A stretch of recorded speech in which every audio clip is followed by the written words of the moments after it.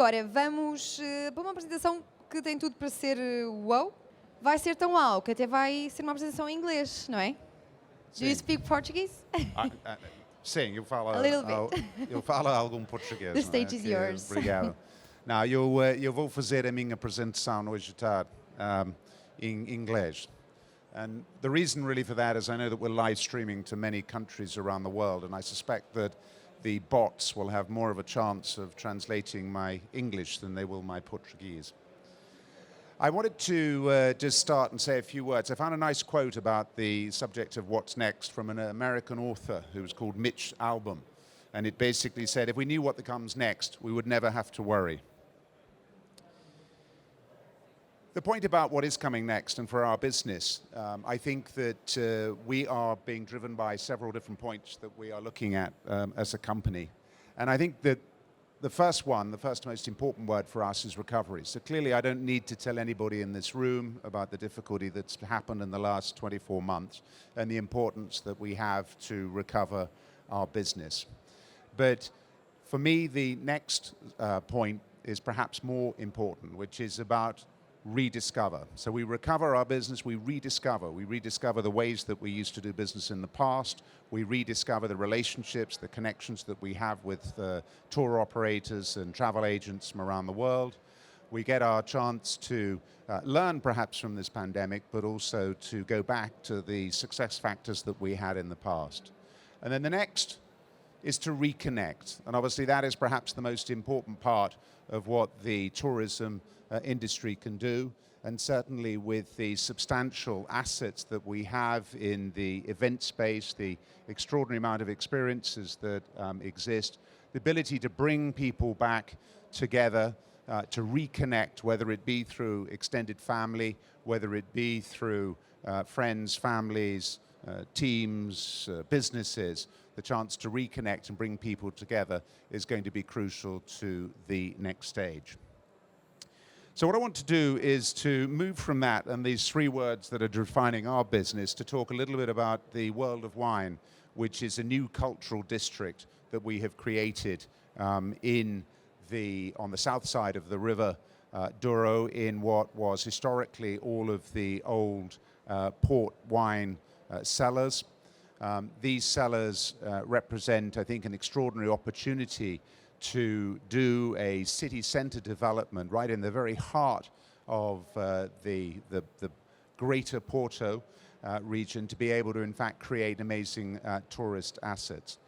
And what we have created is essentially a new cultural centre.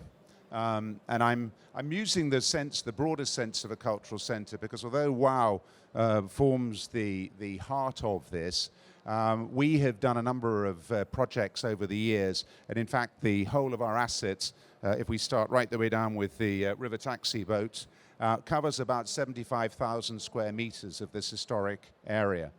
And when I first presented the sort of plans for the world of wine for WOW back in 2014, I talked to the idea that this project would serve as a catalyst for regeneration, for urban regeneration, and also for diversification.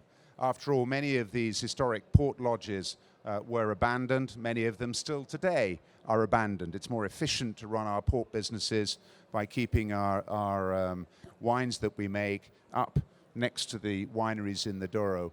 And then, as I say, to have the opportunity to create this extraordinary urban redevelopment. And in the next slide, what we'll see is really a word cloud which starts to talk to the main things that exist there. So not just WOW itself, and WOW recently won a very prestigious BPI Espresso Award for tourism innovation, which we're very proud of. And I suspect we've also, I hope, will win a few other awards. We won some important awards last year at the APOM here in Portugal for what we were doing. But as you can see from this, we've got experiences, restaurants, fine dining, event spaces, cafes, five-star hotels, and indeed our investment has further stimulated construction of hotels. In the last 24 months, over 200 new five-star beds have opened in the historic area. Several more are under construction. I think what is important as I look to the future of tourism, though, the construction of hotel beds is all very well, but many people confuse tourism with accommodation. And really, the future of tourism is about content.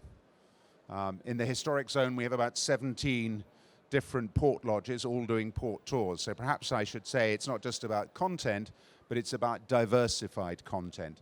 Because as we all know, many of our customers around the world today are looking for those experiences, those opportunities to be engaged, to be able to connect, and perhaps be able to see the very best of what the country that they're visiting has to offer.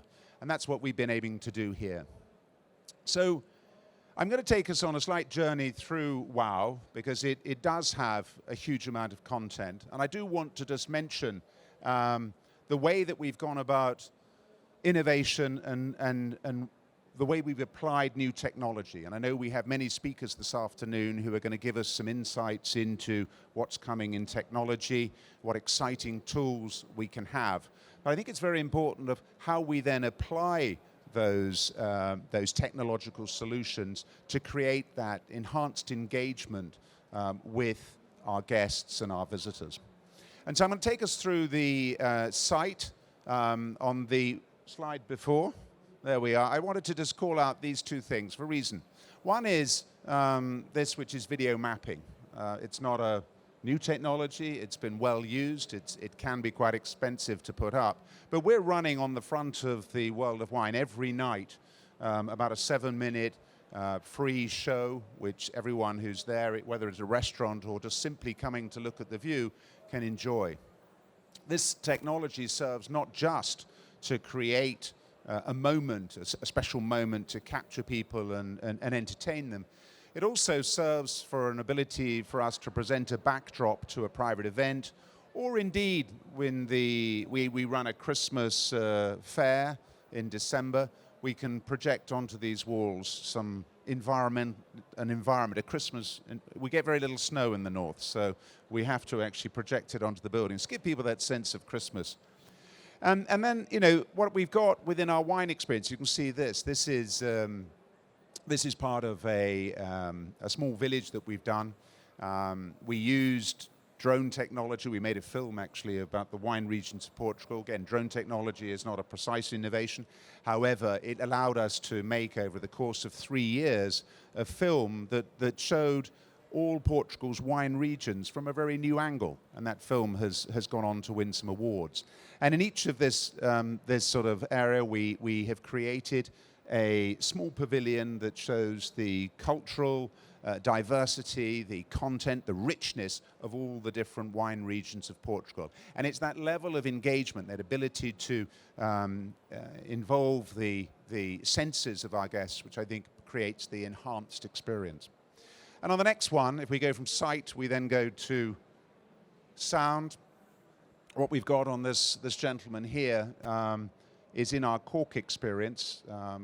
What he is doing as a hologram is he's actually able to explain how cork, which after all is one of Portugal's great assets. We as many of you may or may not know, we make here in Portugal we grow over 50% of the world's cork trees. We process over 75% of the world's cork.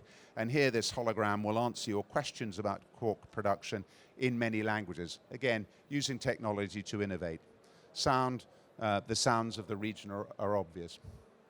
Moving from sight to sound to smell, engaging the senses through both wine tastings, which is fairly obvious, through our chocolate experience. So we're able to show people and demonstrate to them how the flavors of Madagascan chocolate differ from Bolivian chocolate and many other, Mexican chocolate and many other regions. And that level of engagement helps to excite people. And if we move on, the logical thing from smelling, of course, is to taste. Where would we be without a wine tasting, a chocolate tasting? More importantly for that is that although those tastings are part of what people would normally have when they do an experience in WOW, and we have these 7 different experiences, that all of these will have the same levels of engagement. What's important is that we're also able to do specific events for companies, for teams who are looking for some sort of unique thing, whether it be a wine pairing with chocolate, whether it be whatever else that people can come together and enjoy. Even in our cooking school, perhaps demonstrations of Portuguese cooking paired with wine to give them that enhanced team building opportunity. Next we go to taste. I don't know if anyone in this room has ever done something called the jelly bean test. If I ask anyone, some of you done it, there's a few nods in the room. Okay, what is the jelly bean test? And this may seem a very trivial point, but I'm going to make it because it sometimes shows that innovation doesn't necessarily have to be incredibly complicated. All of us, after all, are born with a nose and a mouth, but we have created a moment that really helps people understand what their mouth is doing and what their nose is doing. So through a sensor-activated machine, they get given a jelly bean, and they're asked to hold their nose while they eat the bean. And the idea is for them to tell what the flavor of the bean is. Now, the reality is once they're holding their nose, all they're going to do is get the messages from their mouth, which is that it's made of sugar. It's only when they release the nose will they have retronasal stimulation and they'll be able to determine the flavor. Really simple. All of us born with a nose, all of us born with a mouth, but the number of people who do this, who then have that wow moment, that moment of revelation where they've learnt something extraordinary, a light bulb has gone on in their head, and as a result, we've been able to create a memorable moment for them. And if you haven't actually done the jelly bean test, I urge you all to go buy some jelly beans, do this test, you will enjoy it. So moving from taste to touch, it's quite obvious that the engagement, particularly if we look at our fashion and textile museum, the ability for people to be engaged in textures is hugely important. One of the other objectives of this new cultural district is the ability for it to help stimulate urban regeneration. And so we've created there a fashion and textile museum. After all, the textile industry is hugely important in northern Portugal, and it gives a public face to that, but it also gives a way for us to showcase again what is the best of Portugal. We start the storytelling there by explaining to people where textiles come from. So we talk about textiles made from plants like linen and cotton, or from insects like silk or animals, wool, and so on. Again, going back to the basics. And the important point of that is that we've been able to create so far a very engaging schools program. I think that is a hugely important part of what our mission is, to engage schools in and create learning capability for those. And all schools are certainly welcome to come to the World of Wine. And then finally, I'm going to talk about kinesthetics. Kinesthetics is a sense. It's a very important sense. It's not the one that we most normally think about. We normally think about the 5 primary senses. But kinesthetics is the moment where, or the sense of knowing where your body is at any one moment, so whether your arm is behind you or in front of you. And the best example I could find of this was the ball pit in the Pink Palace experience, partly because when you're in this, you're not entirely sure where your body parts are, as you can't see them. The second is that this is an interactive tasting experience, the Pink Palace, and you get into the ball pit having had 3 glasses of wine, so that probably enhances the need to know where your body parts are. So in summary, the objective of what we're trying to do with the World of Wine is to create an extraordinary new cultural district which showcases the very best of what we have in our country. We hope, and certainly our vision is, that this will enhance the number of tourists that come not only to our city, come to our region, and indeed come to our country. And so I'll just end with the invitation to all of you to come and visit this new cultural district, to come and see some of the things we're doing, and perhaps shortly you'll be able also to experience some international cultural shows that we're having, because we have built 2 temporary exhibition spaces that are the best in this country, and it allows us to be able to borrow exhibitions from various different institutions around the world. So we're enhancing the cultural presentation, we are showcasing the best of Portugal, and we're waiting for your visit. Thank you.